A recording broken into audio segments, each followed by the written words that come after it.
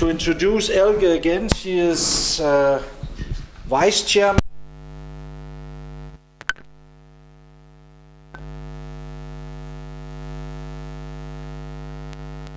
Solidarität in Germany. You probably also have a position within the German Schiller Institute, that I forgot to mention. And but it's working with the LaRouche campaign down in Germany. That's puts it together. Yeah, okay. So I will speak in English since my Danish is not non-existent. So I apologize for that, and I hope that in the future this will change. Very slowly. And very slowly? Okay, yeah, okay. I try my best. Okay, so thank you very much for inviting me, and I think this is a very, very important event as a starting point to really have this kind of debate and discussion which Tom talked about in the beginning, in terms of really putting the question of Glass-Steagall, financial reorganization, and a new credit system to develop the economy of the world once again on the table. Because that is really what we need to discuss, since I think everybody here is aware that we are in a big, big civilizational crisis. And I think if you just look at the news, in the last couple of days, you can see that the world is in complete disorder. If you go to the Middle East, you see the horrible situation which is developing around Syria. You see the danger of a new war, a new world war, which might emerge out of all of this. You have the discussion about what will happen with the euro, what will happen with the financial system. You see, I mean, I could add all sorts of elements which make people really insecure about the future, and for good reason. So I think the most important point at this stage of history is that really everybody starts to think about himself or herself as a citizen, not only of his own country, but of her own country, but as a citizen of the world, to take responsibility for the future of civilization. And Tom mentioned it in the beginning. If you contrast the horrible situation of the world in which we are today with, I mean, mass austerity in Greece, in Spain, I mean, just countries falling apart, as a result of this bankrupt financial system, if you contrast it to what mankind can do, if you look at, for example, the Curiosity landing on Mars, which is really something completely incredible, yeah, what man can do. I mean, that we can produce something like this and then have a communication with some kind of robot on Mars in sort of real time, you know, and this is just the entry for man's, starting to explore more this universe and to really develop it. Yeah. So, I mean, one should really keep this in mind, and for good reason. This organization here in Denmark, and you know it's international, is called the Schiller Institute, which is after the name of Friedrich Schiller, the poet of freedom, and the poet of beauty, which is the idea of man, that man is not an animal, but that man really has creative powers which enable him to ever go further, to ever, you know, progress, in contrast to the oligarchical system, the old oligarchical system, which you can follow through history, which is always setting out to dominate people, to keep them static, to eliminate them if supposedly they are too many, they are too costly, and whatever. So this kind of contrast one should really have in mind in reflecting about today's situation. And I think the real only approach with which we can discuss these things like Glass-Steagall, banking separation, financial reform, economic reform, is from this standpoint of intention. What is man, and how do we have to order our society that man can fulfill his aim, which is progress and development, and to make the world and the universe a better place. So that is our firm conviction, and I think that's a starting point from which we should approach all of this.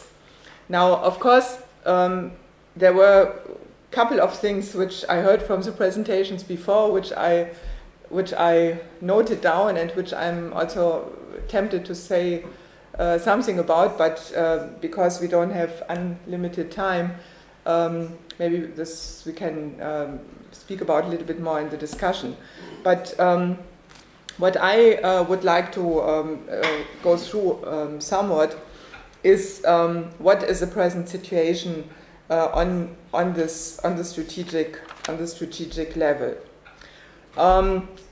Well, I mean, the best thing, of course, is that, as Tom has mentioned, that in this last couple of months or weeks, the debate on Glass-Steagall has broken out in the public. So that is a huge flank, which of course we can use. And I would say that these people who have come out with it, which were sort of like the most improbable people from high finance, from Britain, people like Sandy Whale and others, I mean, these were people who created the mess in the first place. So they know what they did. And Whale very clearly said that that at that time he was proud to have destroyed Glass-Steagall, but if he would have known what came out of it, he wouldn't have done it.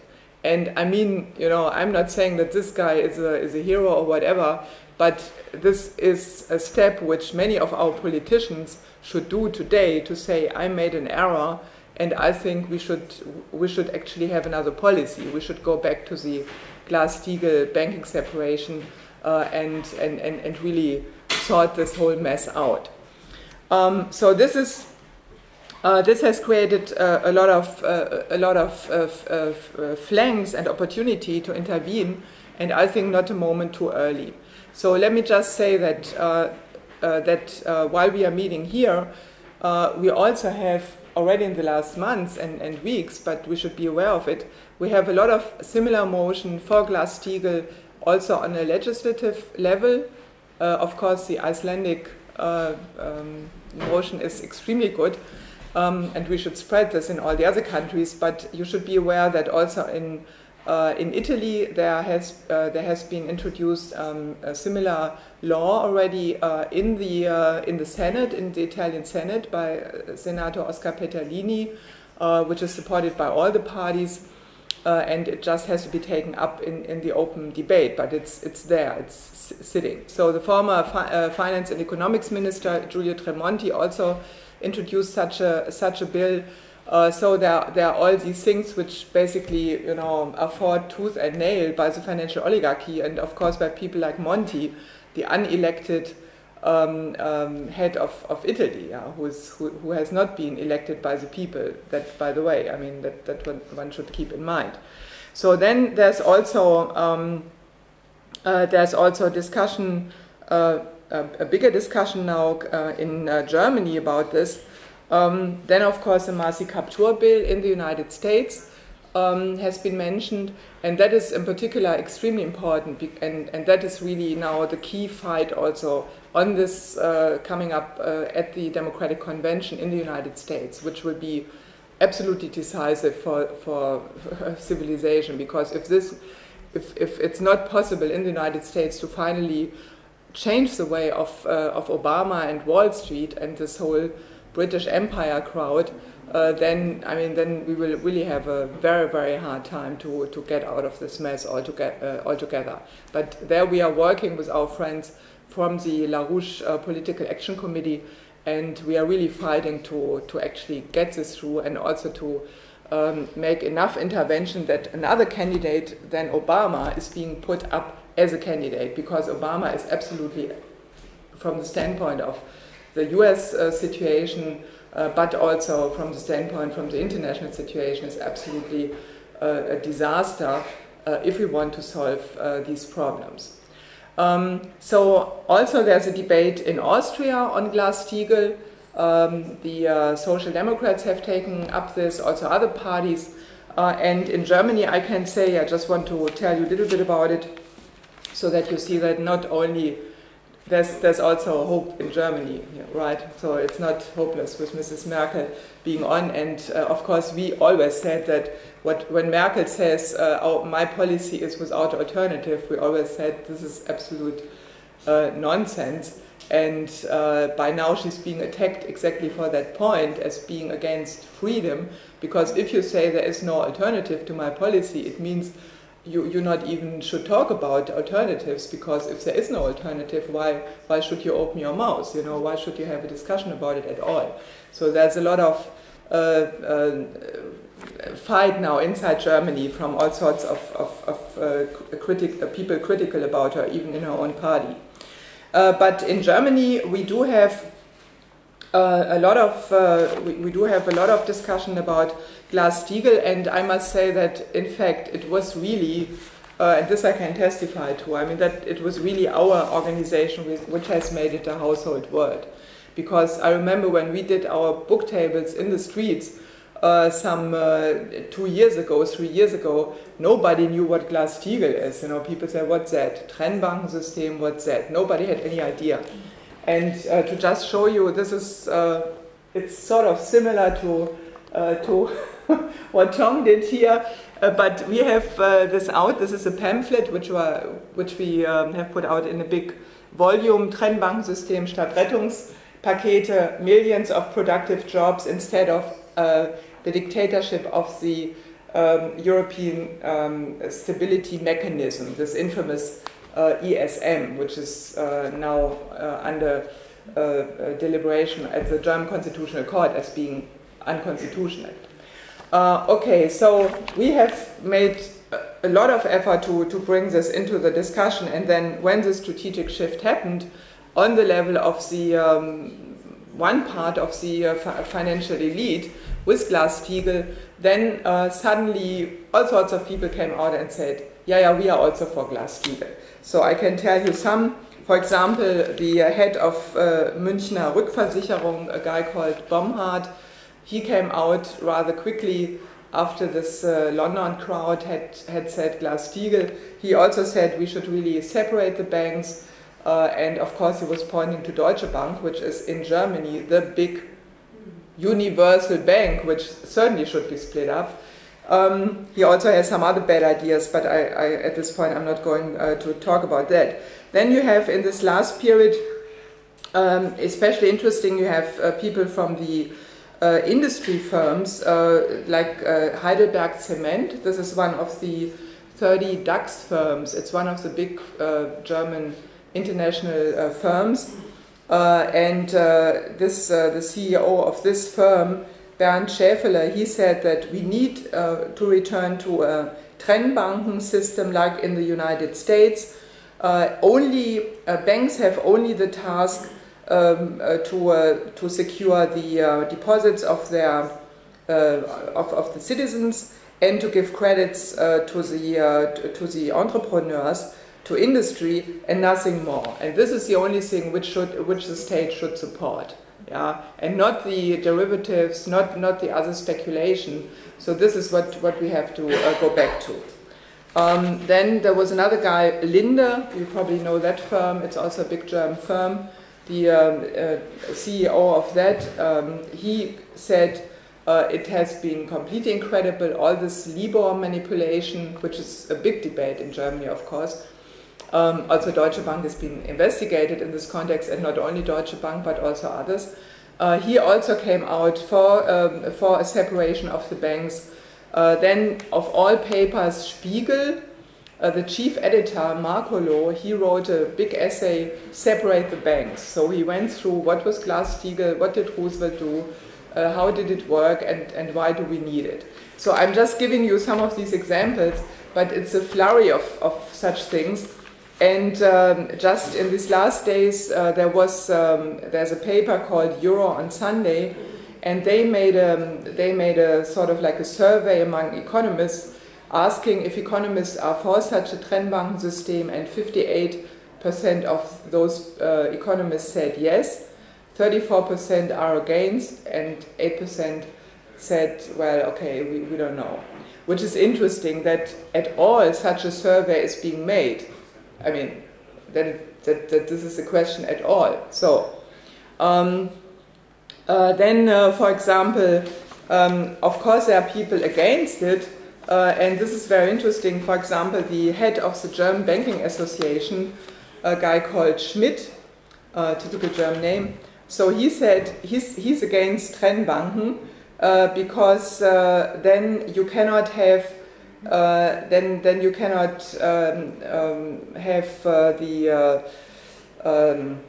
then you cannot how do you say that? Shift the risks inside the bank from your one part of your activities to the other, which is of course a stupid argument, because that's exactly the point of why you should have the banking separation, because you don't want to take the deposits of the people and put them at risk with this high speculative activities. Now, it's rather indicative that this man, Schmidt, is also the chairman of HSBC, Hong Kong Shanghai Banking Corporation, Trinkhaus, which is a German affiliate of HSBC, which just has been has been the subject of a more than 300-page Senate investigative committee, which found that HSBC in the United States and Mexico were completely involved in drug money laundering, terrorism, and all these kind of things. So it's quite indicative who comes out for what. Now, okay, I'm just telling you this not to say that now things are fine in Germany, really not at all. I can assure you of that. But what I'm saying is that fortunately, at least now we have a debate about this, and before it was just basically not existing, and that is already important.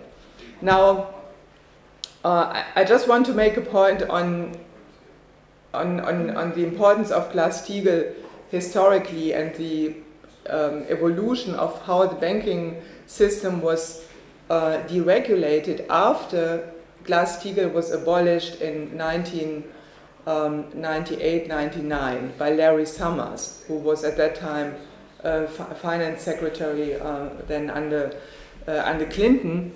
And of course he was a Harvard professor, and he also earned a lot of money by advising a hedge fund.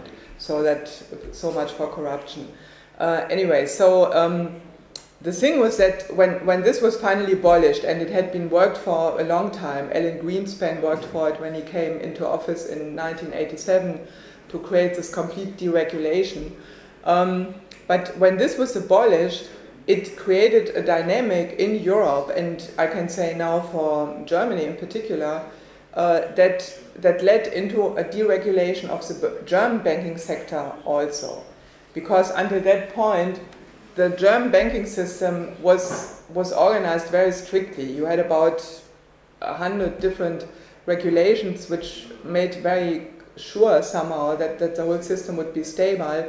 And you had private banks, but then you also had the Volksbanken, the Raiffeisen, which are the basically real economy-oriented banks, savings and loans banks, and so on. And this was all completely regulated.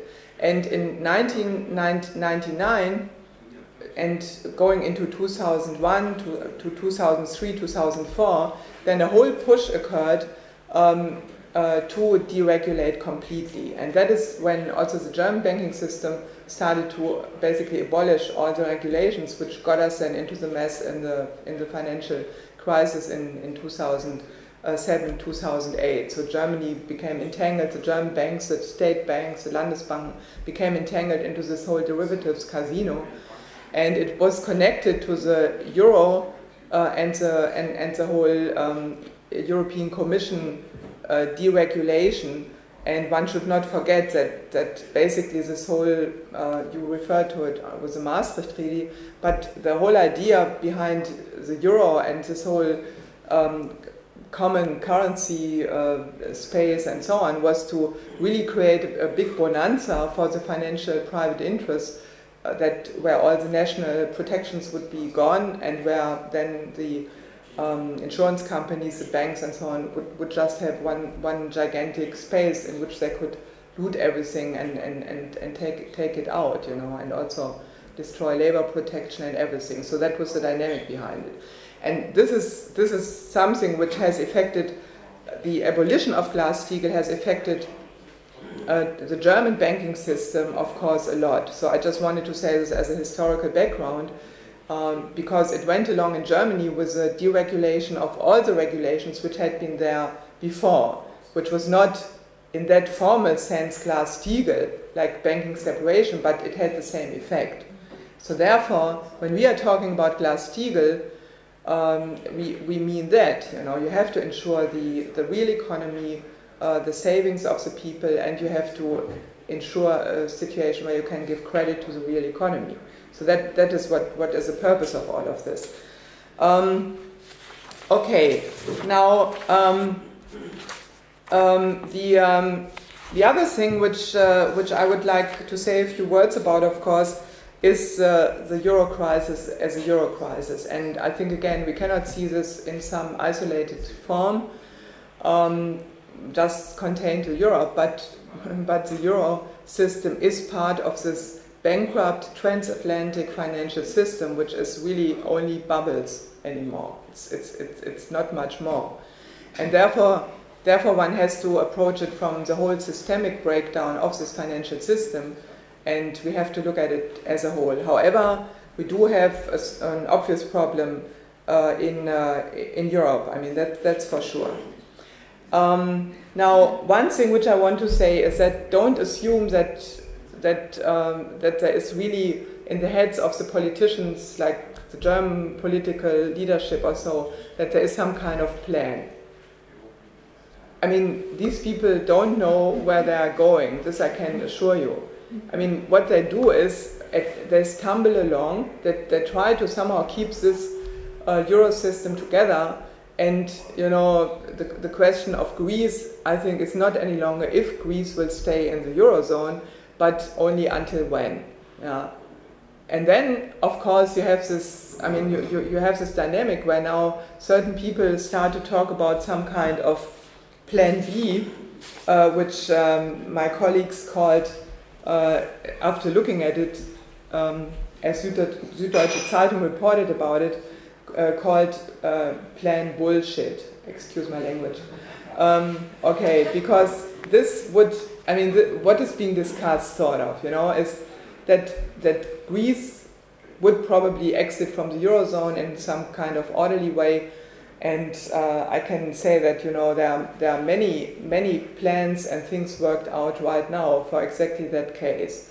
The German Finance Ministry has, since at least 1 year, a working group on the Grexit, as they call it now, the exit of Greece.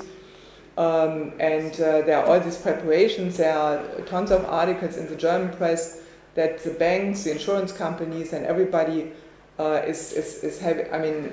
preparing concrete steps or have worked it out already, what you do, exactly when, and, you know, all the administrative stuff when that happens, that Greece would exit.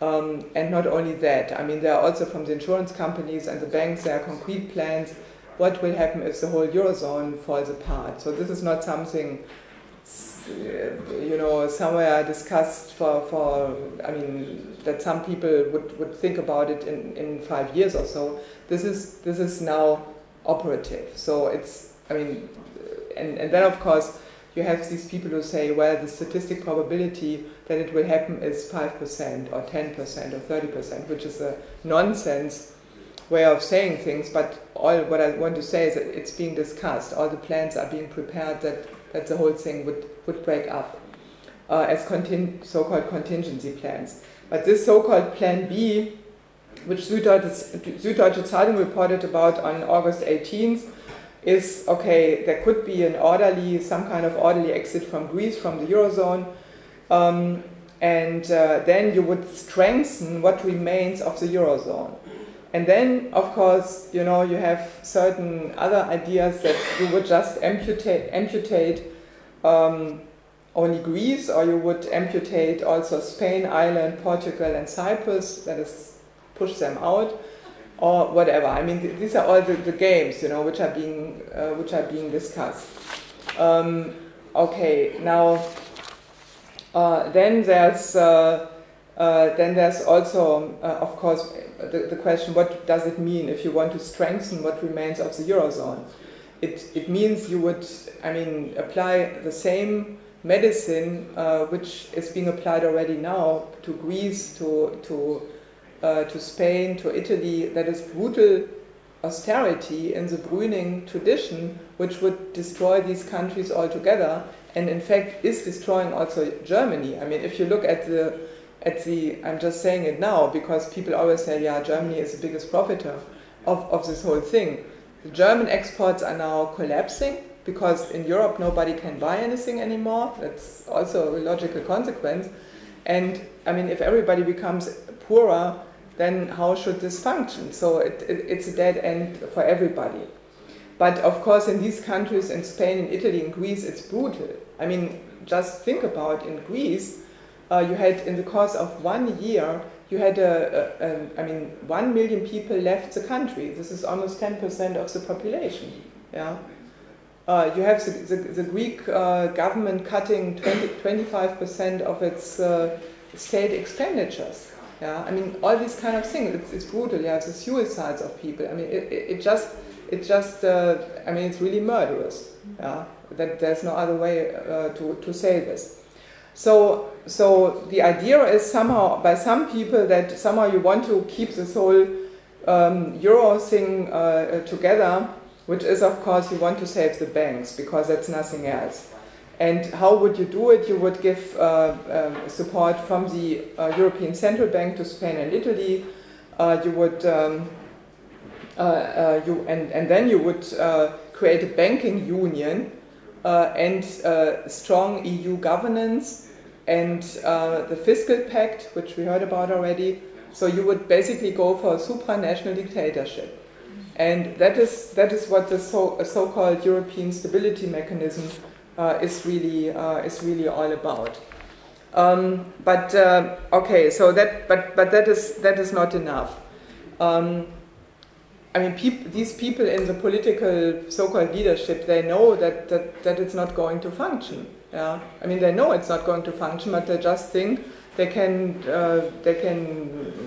go from one day to the next and somehow create some time, and they are not willing at this point to admit that the whole euro concept was wrong from the beginning, that it was a political straitjacket and had nothing to do with more Europe, just the opposite. We see now what the effect of this is. I mean, there was never so much hatred in Europe among the various nations than you have now with this kind of policy.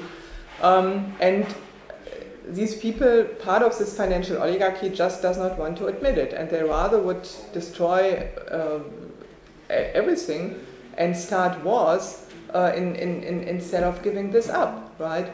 And now, just to mention this, there's a new argument why Greece should stay in the euro, and that is because of the whole war situation in the Middle East. Because would you want to destabilize Greece? It's so near to the Middle East, so you better don't do it. So you also have to keep Greece in. So there's all these geopolitical manipulations about it. Now, of course, this would not do anybody any good from the population, but it would, in the eyes of these people, would save the banks. Now, you certainly will have heard about the Draghi, the head of the European Central Bank, who has now, at the end of July, he came out with a statement at the ECB press conference, monthly press conference, where he said the euro is irreversible, yeah, and we will do everything, we will do everything to save it. And what does it mean? It means to basically print money and to buy up as much as the ECB can in terms of state bonds, either on the primary market, that is directly from the countries, or on the secondary market, which is then from the banks. Yeah. And it's just completely incredible. It's hyperinflationary, yeah. And he's set to announce all of this on September 6th, how much they plan to buy up. already until March. The ECB had planned, bought up about more than 200 billion worth of state bonds directly. Then they stopped it for a short while, and now there's the talk about that the ECB would take out the big bazooka and just buy up everything with the reasoning then that you could somehow then keep the rates for the countries down, the interest rates, which is of course completely ridiculous. It won't work, and everybody knows that you cannot print so much money that you stop the speculators in this way. It just won't work, right? So this is now a big fight in Germany, where you have the head of the Bundesbank, Jens Weidmann, who's otherwise somebody who's calling always for complete austerity and fiscal discipline and so on. But he has made the point that this is going in the direction of inflation, that you cannot just do this. And other people openly start to compare Draghi's policy with 1923 with the Weimar hyperinflation, where there was also just money printed to save this Versailles debt system. And today it's a debt and the whole speculative money of the European banks. Look, for example, I mean, only Spain, the Spanish banks, they might need up to 100 billion euro. Now they say they only need 50 billion to be saved. I mean, why the hell should one save banks which got into speculation? That's why we need the Glass-Steagall banking separation. If you do not, in any kind of plan right now to deal with the euro crisis, or the euro meltdown, if you do not include this factor of separating the banks and sorting out what is speculation and what is legitimate money which should be protected in order that the economy can function, can continue to function, if you do not introduce this principle at this point, you will end up with hyperinflation. And that is why this Glass-Steagall debate now is so extremely important, also in this euro mess, because everything else will just end and lead us into dictatorship, hyperinflation, and more fiscal austerity, and brutal destruction of the living standard. And, as I said, really dictatorship. Now, the plans are now that there should be some kind of political union, so-called. I mean, this is being discussed. So basically, where you would have then intervention on the highest level by, for example, the European Court, which then would decide if nations violate the budget deficit cap. So every nation will be subject to this Schuldenbremse, to this debt brake, to the debt brake, and then this will be enforced by the judgment of this European Court, for example. That's one idea, and so automatically, already that is now happening, all the countries in the Eurozone have to basically deliver the budgets to Brussels, to the EU Commission, that it's being checked if it's okay or not. So, I mean, forget about democracy. Forget about the parliaments. I mean, already now it's bad, the way how the parliaments discuss these kind of things. But then the national parliaments will have no saying anymore on the national budget, because if the European Commission, with all its parts, will then decide, no, you are just spending too much. Here it has to be cut, there it has to be cut, and this is going to be automatical at one point. Then forget about it. There's nothing you can do about it anymore. And one element of this, and I don't think that this has been much discussed in Denmark, is really this European so-called stability mechanism, ESM, which goes along with the fiscal pact. And this is something where you have basically some governors who are then deciding on where should money go, and in the beginning 800 billion euro have to be 80 billion euro have to be paid into this so-called fund. Then later on it's going to be 800 billion euro. Germany has to pay for that more than 27%. And then it's going to be increased all the time. And then in the case if you need to save systemic banks with liquidity, then this money, this Governors' Council, which is being appointed by the various governments, can demand in 7 days more money from the different countries. And then the parliaments can say basically nothing about it, yeah? Because it's an emergency. It's an emergency, and you have to do something about it because otherwise the whole financial system is going to collapse. And this ESM is immune. None of the governors and the people who are working for it can be prosecuted. You cannot even go then into the rooms. You have no access to the documents. I mean, this whole thing is a complete horror show, and of course it's just going to be dominated by the same financial institutions which had this, created the speculative mess in the first place. So this is now, as you know, in front of the Karlsruhe court, the Bundesverfassungsgericht in Germany, and they are going to decide on September 12th if this is according to the constitution or not. And I mean, it's good that the court put a break into the immediate way of that it could go through. But I mean, it's a big question mark if the court will just decide on some aspects of it or others not, or whatever. I mean, but it's good, you know, it's a principal point which is being discussed. And for the first time in the hearing at this court, there were all sorts of people really laying out what it means, what are the dangers, and so broad public was able to actually see what this whole thing is all about. In any case, so this is coming up. But as I said, these financial people who see their system going down probably will not wait for that decision, or let's say they are preparing a second option already, which is basically this ECB hyperinflationary money pumping, which is going to save these banks. Now.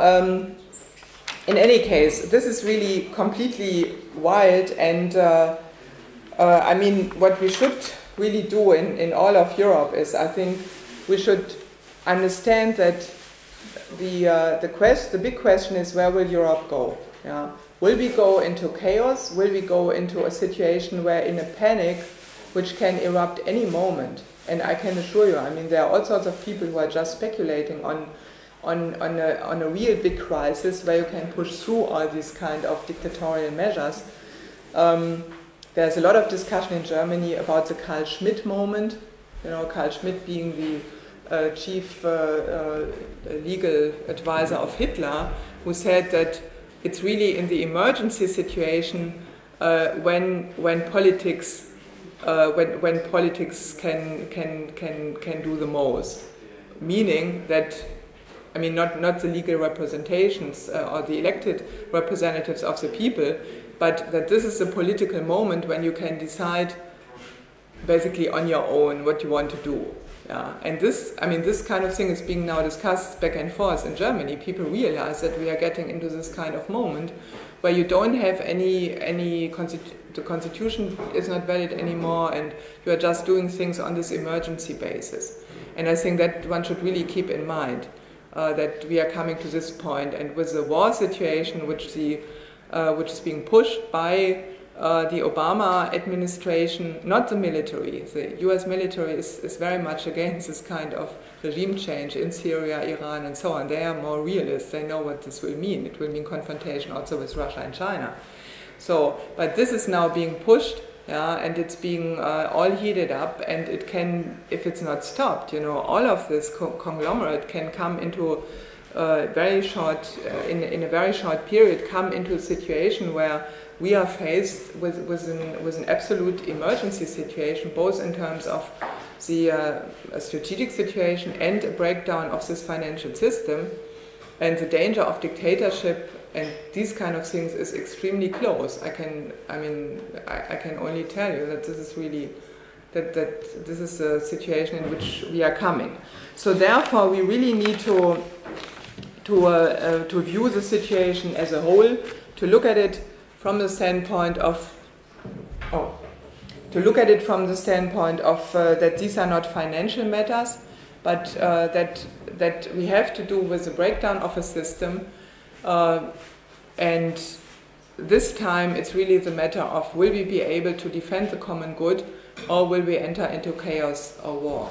And I think the kind of discussion which we are having here today, we need all over the place, in all of Europe. We need to put this into the parliaments, and we need to couple it with the idea that there is life after the euro, which is very important that people understand this. And I think you in Denmark might not have so much trouble with it because you are outside of the euro, which is a healthy place to be, I can assure you. But don't be complacent, because I mean Denmark is not an island. I know geographically it's not an island. This much I can say, not knowing much about Denmark, but also in terms of the world situation. And so, I mean, really, get alerted on this kind of situation. And then secondly, that we really put into the center of the discussion again the idea of physical economy, the idea of that economy is there to serve mankind, to make sure that humanity can exist, and not only exist on a level of slaves, but that 10, 15, 20, 30, 50 billion people have a chance to give their contribution as creative individuals, not only on Earth, but also in going into space, which will be much, much more interesting than always staying here on Earth.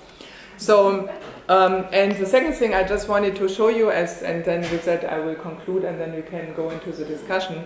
I want to show you this program here.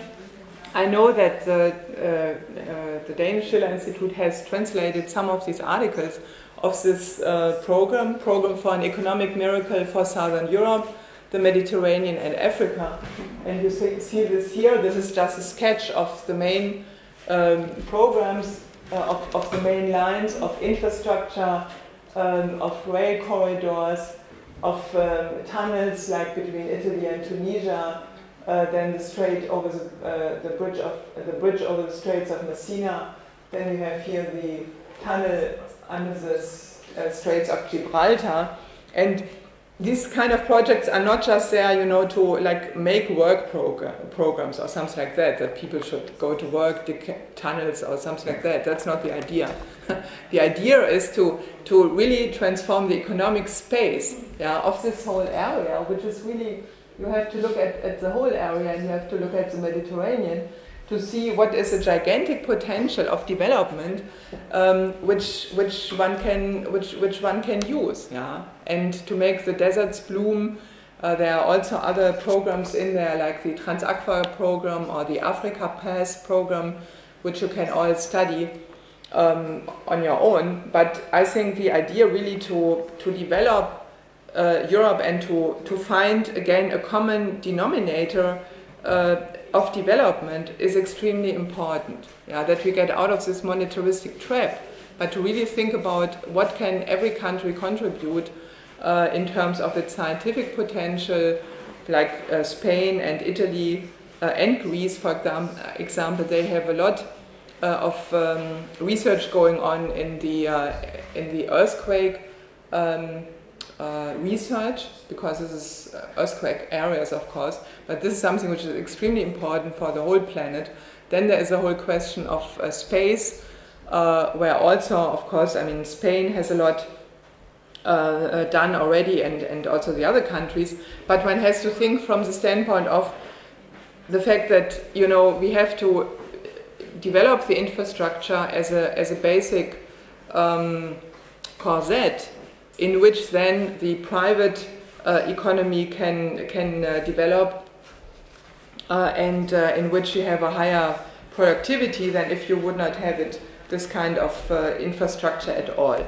Then, of course, we need high energy flux density, which means high developed nuclear, that is fission and fusion energy, instead of this crazy windmills I mean, I like old windmills, right? But not these things. When you fly into Copenhagen, you see all these windmills there. So this is, but it's even, I guess it's even worse in Germany. I mean, if this we share probably, this green sickness, and we should get rid of it because it has nothing to do with saving the environment. So we need high energy flux density to be able to function on a level of the highest productivity of industry. We need, again, support for the agriculture. We should stop all this bioethanol and all this other stuff.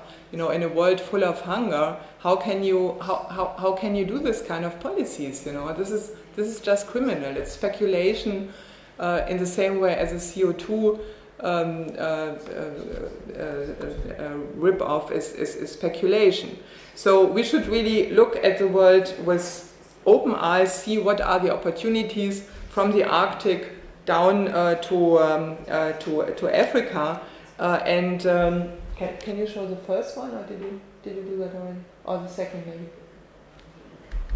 Yeah, and really have this idea of how to develop the world with the world language in which really Europe can play an important role, because we do have high technology, we do have the machine building sector, the Mittelstand and the knowledge, and we can really contribute a lot to the world. Yeah. So this should be our orientation, and then coupled with a classical humanistic outlook, what is the culture which in Europe we can contribute? There's a lot which we can do to help other countries, and that should be our approach. The common aims of mankind, to work for that instead of succumb and give in to some kind of crazy oligarchy which really doesn't have any right to existence at all. Thank you.